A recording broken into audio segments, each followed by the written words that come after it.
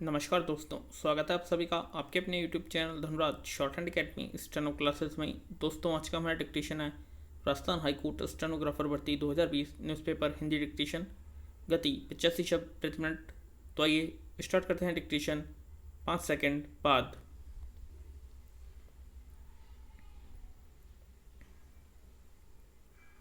Start. 138 crore की आबादी वाले देश में प्रति व्यक्ति 98,000 रुपये की आय बेहद अपर्याप्त है। मध्य वर्ग के आकार का अनुमान लगा पाना मुश्किल है। विराम। इसमें पहली अड़चन तो पारिभाषिक है। कौन सा आय वर्ग है जिसके आधार पर मध्य वर्ग की गिनती की जा सकती है? सिर्फ 1% आबादी के पास कुल दौलत का 73% हिस्सा है। विराम। यह मानते हुए कि किसी भी विकासशील देश में सबसे नीचे की 20% आबादी को गरीब मान लिया जाना चाहिए। जो 7% बच जाते हैं उन्हें मध्य वर्ग कहा जा सकता है। सिर्फ 14 देश ऐसे हैं जो 10 करोड़ से ज़्यादा आबादी वाले हैं। विराम। दूसरी बाधा जीवन की गुणवत्ता को लेकर है, जिसे मध्य वर्ग के जीवन के रूप में परिभाषित किया जा सकता है। विराम। 98,000 रुपये प्रति व्यक्ति आय वाला व्यक्ति किस तरह जीवन जी सकता है? 8,000 रुपये महीने कमाने वाले के लिए घर, खाना, कपड़ा, शिक्षा, स्वास्थ्य, फुर्सत, मनोरंजन और फिर कुछ बचत जैसी ज़रूरतें पूरी कर पाना मुश्किल है। ये वे ज़रूरतें हैं जो सबकी होनी चाहिए। इसलिए मध्य वर्ग में गिने जाने के लिए आमद इस राशि की रकम से कम 2 गुनी या तिगुनी होनी जरूरी है। विराम। मुझे लगता है कि यह संख्या आयकर देने वालों की संख्या से ज़्यादा नहीं होगी। विराम। 2018-19 में कर अदा करने वालों की संख्या 3 करोड़ 29 लाख थी। कुल आबादी का मुश्किल से 2.4%। विराम। पैरा। मान लीजिए मध्य वर्ग के आकार को लेकर हम एक अनुमान लगाते हैं कि यह 3 से 10 करोड़ के बीच होगा। विराम। इसमें 6 करोड़ का आंकड़ा ले लेते हैं। इनमें कारोबारी, किसान, जज, वकील, डॉक्टर, इंजीनियर, चार्टर्ड अकाउंटेंट, अभिनेता, लेखक और दूसरे पेशेवर। इस लेख का विषय यह है कि 6 करोड़ का यह जो मध्य वर्ग है वह क्या कर रहा है। पैरा। 1930 1940 से लेकर 1980 तक हजारों ऐसे लोग थे जो खुशी खुशी अपने को मध्यम वर्ग का कहते थे। वे राजनीति सहित सार्वजनिक जीवन में सक्रिय थे। वे संसद, राज्य विधानसभाओं और स्थानीय निकाय चुनाव लड़ते थे। विराम। इनमें से किसी न किसी को नगर निकायों, सहकारी समितियों और स्थानीय निकायों, स्वयंसेवी संगठनों, खेल निकायों में कार्यकारी का पद मिल जाता था। इन्हीं में वक्ता, लेखक, कवि, अभिनेता और कलाकार होते थे। विराम। वे प्रासंगिक और सामयिक मुद्दों पर चर्चा करते थे। विराम। इनमें से ही संपादकों को पत्र और कभी कभी मुख्य लेख लिखा करते थे। पैरा आज़ादी की लड़ाई के दौरान मध्य वर्ग ने ही सबसे संपन्न बौद्धिक साधन के रूप में सेवाएं दी थीं। विराम इस वर्ग के सैकड़ों लोग राजनीतिक नेताओं के मित्र और विरोधी थे। विराम वे सत्ता में बैठे लोगों के साथ कंधे से कंधा मिलाकर चलते थे। विराम उनके विचार सार्वजनिक संवाद को आकार दिया करते थे। बंगाल में उन्हें भद्रलोक कहा जाता था। तमिलनाडु में वे द हिंदू और दिनामणि पढ़ते थे।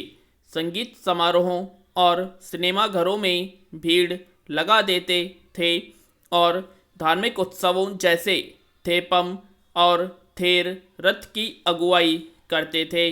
विराम महाराष्ट्र में वे मराठी साहित्य और रंगमंच के संरक्षक थे। केरल और कर्नाटक में वे चर्च और मठों में सक्रिय थे। विराम मध्य वर्ग वाकई चीज़ों के बीच था। विराम पैरा मध्य वर्ग की भागीदारी बढ़ने से ही राजनीति समृद्ध और सभ्य बनी और यह भागीदारी हमेशा उम्मीदवारों के रूप में ही नहीं होती थी बल्कि जनमत बनाने वालों के रूप में भी होती थी। विराम इसमें से मध्य वर्ग के नेता जैसे अच्युत मेनन, वीरेंद्र पाटिल और संजीवया जैसे दक्षिण में थे और ऐसे ही कई उत्तर में भी। विराम अपने विचारों के जरिए मध्य वर्ग ने सरकार के खिलाफ लोगों के संघर्ष जैसे किसानों के मुद्दे, मजदूर आंदोलन, छात्र आंदोलनों में मध्यस्थता भी की। विराम मध्य वर्ग ने संवेदना, तर्क, निष्पक्षता और समानता जैसे मूल्य को पेश किया और यह सुनिश्चित किया कि इन मूल्यों का सामना बना रहे। पैरा दुखद है कि वह मध्य वर्ग अब साफ हो गया लगता है। विराम अब यह न सिर्फ अर्थशास्त्रियों के वर्गीकरण के लिए बचा रह गया है बल्कि लगता है कि यह व्यवहारिक रूप से जीवन की हर गतिविधि से पीछे हट गया है। क्लबों, समाजों, खेल संस्थाओं, सहकारी समितियों, ट्रेड यूनियनों, मंदिरों के ट्रस्टों और समाज की हर संगठित संस्था पर पूरी तरह से राजनीतिकों ने कब्जा जमा लिया है।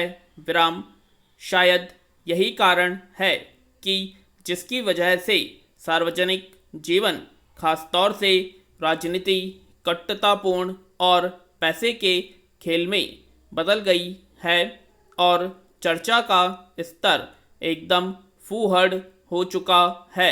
विराम पैरा सिंधु और टीकरी पर 100 दिन से भी ज़्यादा समय से चल रहे किसान आंदोलन को लेकर मध्य वर्ग की उदासीनता निराशा पैदा करती है। सिर्फ निर्भया कांड के वक्त को छोड़ दें तो मध्य वर्ग ने JNU और MMU में पुलिस दमन, शाहीन बाग और अन्य जगहों पर CAA विरोध और सबसे शर्मनाक तो यह कि उन लाखों प्रवासी मजदूरों के दुख और पीड़ा जो 25 मार्च 2020 को पूर्णबंदी के बाद सैकड़ों किलोमीटर अपने घरों को लौट रहे थे से अपनी दूरी बना ली। विराम हरियाणा और कर्नाटक में मजदूर यूनियनों के संघर्ष को नज़रअंदाज कर दिया गया। विराम पुलिस की गोलाबारी और मुठभेड़ें भी उनके अवचेतन को झकझोरती नहीं लगती। सामाजिक कार्यकर्ताओं, लेखकों, कवियों और मनमानी तरीके से गिरफ्तारियां या विपक्षी नेताओं का उत्पीड़न भी उनके असंतोष को हिलाता नहीं दिखता।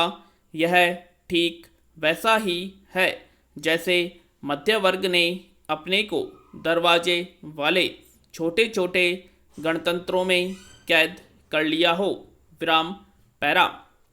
संसदों और विधायकों की खरीद फरोख्त इसका उदाहरण है।